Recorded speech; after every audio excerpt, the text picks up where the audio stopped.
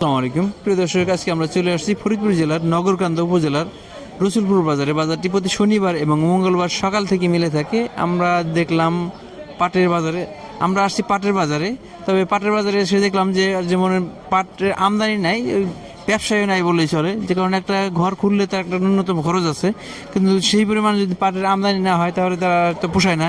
এ কারণে আমরা দেখতেছি শুধু একমাত্র মালিক ভাই ঘর খুলে বসে আছে, আর অন্যান্য ব্যবসায়ীরা এখানে অনেকগুলি ঘর, পাশাপাশি অনেকগুলি ঘর দেখতেছি, প্রত্যেকটা ঘরই বন্ধ বন্ধ, পাটের আমদানি নাই। তবে পাটের রিপোর্ট করার আগে আমরা বলছি যে আমরা কিন্তু এই পেঁয়াজ সংরক্ষণ মেশিন সরবরাহ করছি, আর দূর দূরান্ত থেকে যারা রাখি পেঁয়াজ বা ব্যবসায়িক পেঁয়াজ কিনতে চান আমরা কিন্তু পেঁয়াজ কিনে দেওয়ার ব্যবস্থা করতে পারি।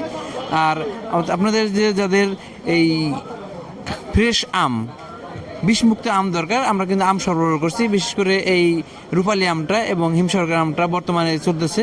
যাদের ফ্রেশ আম বা বিষমুক্ত আম দরকার আমাদের সাথে যোগাযোগ করতে পারেন। প্রিয় দর্শক, আমরা পাটের কথা বলছি যে পাট আব্দুল মালিক ভাইয়ের মাধ্যমে যে কথা বললাম, উনি বলে যে পাটের আমদানি কম। আমরা বাজারটা একটু ঘুরে দেখাই যে আসলে পাটের আমদানির হয়তো ব্যবসায়ীরা বলতেছে যে হয়তো 15 দিনের মধ্যেই হয়তো কিছু কিছু বাস পাট যেটা আসা শুরু করবে, হয়তো পরিপূর্ণ পাট আসতে আরও সময় লাগবে। তবে আমরা কৃষকের মাধ্যমে ব্যবসায়ীর মাধ্যমে জানলাম যে পাটের আমদানি একবারই কম। আমরা যে হ্যাঁ না, এখন যে রিপোর্ট করব বা একটা দেখাবো যে আমরা বাজারে রিপোর্ট করতাম না, শুধুমাত্র আমরা আপনাদের সাথে আছি এই উদ্দেশ্যেই, আপনাদের সাথে কথা বলার উদ্দেশ্যেই এখানে আসা। তারপর আমরা একটু আব্দুল মালিক ভাইয়ের মাধ্যমে কথা বলার চেষ্টা করি যে আসলে ওরা কেমন কি ভাবতেছে বা কেমন কি দাম দর, আমরা একটু সংক্ষেপে কথা বলে জেনে নিই। আসসালামু আলাইকুম। আমরা তো বাজারে দেখলাম যে পাটের আমদানি নাই, তো বেশিরভাগ পেঁয়াজ এই বাজার দখল করে রাখছে। কি অবস্থা, পাট নিয়ে কি ভাবতেছেন? পাট এখন তো আর পুরান পাট নাই, শোনা টুকটাক যা আছে ওই যে দেখা গেল যে খান্তিক পরে একজনে 2 মণ নিয়ে এসলো, 5 মণ নিয়ে এসলো, কিন্তু এটা শিওর না। সব এখন তো যেহেতু পাট নাই, আবার ব্যবসায়ী আপনি একা, এখানে তো যাচাই করার সুযোগ নাই যে এখানে যাচাই নাই করে আরেক জায়গায় দিবে দাম উঠানামা। এটা হলো আগে আল্লাহ আপনাকে 10 জনের আশীর্বাদ আছে, আমার মা বাবার দোয়া আছে, কারণ যে কেউ আইসে সন্দেহ করে না যে মালিক কম দেয়, এই সন্দেহটা করে না।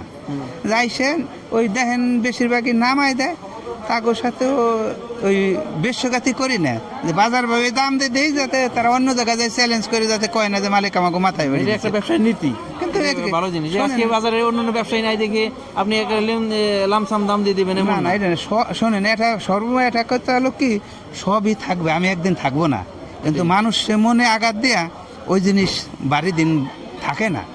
চাই কি যে আপনাদের সাথে চলে ফিরে যে কয়দিন আসি, আল্লাহ যেন এইভাবে নিয়ে যায়, কই না বসে যে বড় বড় গেছে বাঁচছি, এই ধান্দা ভিতরে নাই আর কি। তারপরে মানুষের রূপ তো সব সময় একরকম থাকে না, ভালো রাখুক। এখন বিষয় হলো যে আমরা একটা কথা বলি যে গত বছরের তুলনায় এবছর যেমন সার, ওষুধ, আমরা বিশেষ করে আর কীটনাশকের কথা বাদ দিলাম, আমরা যে জ্বালানি তেলের কথা বললাম, অন্যান্য খরচের ক্ষেত্রে প্রায় 20% বৃদ্ধি পাইছে। জ্বালানি খরচ বা ওই তেল খরচ 20% বৃদ্ধি পাইছে। গত বছরে অ্যাভারেজে প্রায় 48 থেকে 5,000 টাকা পাটের দাম ছিল। সেই হিসেবে যদি জ্বালানির সাথে তুলনা করা হয় তাহলে গত বছর যদি 5,000 দাম হয়, এবছর বছর শুরু থেকেই কৃষকের খরচ উঠানোর জন্য হলেও কমপক্ষে 6,000 টাকা পাটের দাম হওয়ার দরকার। হ্যাঁ, হওয়ার দরকার, কিন্তু আসলে গাণিতিকভাবে সব কিছু হয় না, কারণ আমাদের 1 কেজি ধুন্দুলের দাম বর্তমানে 30 থেকে 40 টাকা।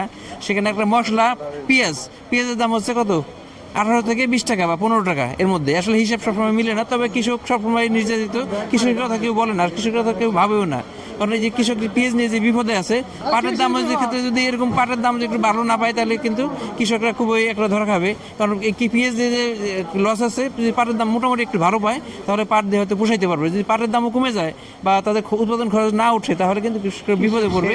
এবং কিছু আছে যে আসলে কৃষকরা করে কি, যাদের ছেলেরা বিদেশে আছে বা আত্মীয়স্বজন বিদেশে আছে, বিদেশি টাকা দিয়ে কিন্তু কৃষিতে ভর্তুকি দেয়।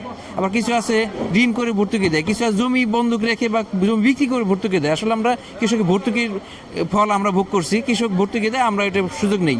আসলে আমরা চাই যে কৃষক তাদের ন্যায্য মূল্য পাক, আর কৃষক ভালো থাকুক। কৃষক ভালো থাকলে হয়তো 2 দিন আগে হোক আর 2 দিন পরে হোক, এর ফল কিন্তু আমাদের ভোগ করতে হবে। এর আগে দেখা গেছে 300 টাকা, 350 টাকা, 400 টাকা পেঁয়াজ কিনে খাইছি। আমরা চাই যে পেঁয়াজ কৃষক নিয়মিত ন্যায্য মূল্যটা পাক এবং কৃষক উৎপাদন ঠিক রাখুক এবং আমরাও ন্যায্য মূল্যে পণ্য পাই। প্রিয় দর্শক, আমাদের সাথেই থাকবেন। আজকে পাট কি মন নিয়ত করছেন? আজকে ওই তো 48-49 গতানুগতিক যে নিয়ম ওইভাবে কেনার একটা ধান্দা আছে। নতুন পাটের বিষয়ে আমাদের নতুন পাট ধরেন, নতুন হলো আরো ধরেন আমরা এই বাংলা এলো আষাঢ়ের শেষ সপ্তাহে যদি পাইতে পারি, মানে বাসপাটটা বাসপাট ওই দিন, আসবে না, বাসপাটটা ওই বাসপাট ধরেন আষাঢ়ের শেষ সপ্তাহে পাইতে পারি, আরো ধরেন 20-25 দিন আগে নতুন পাট আসবে না। মানে আসা শুরু হবে আস্তে আস্তে, হ্যাঁ, বাসপাট আস্তে আস্তে বাড়বে, আস্তে আস্তে বাড়বে। বাড়তে থাকবে। প্রিয় দর্শক, এই হলো আপডেট।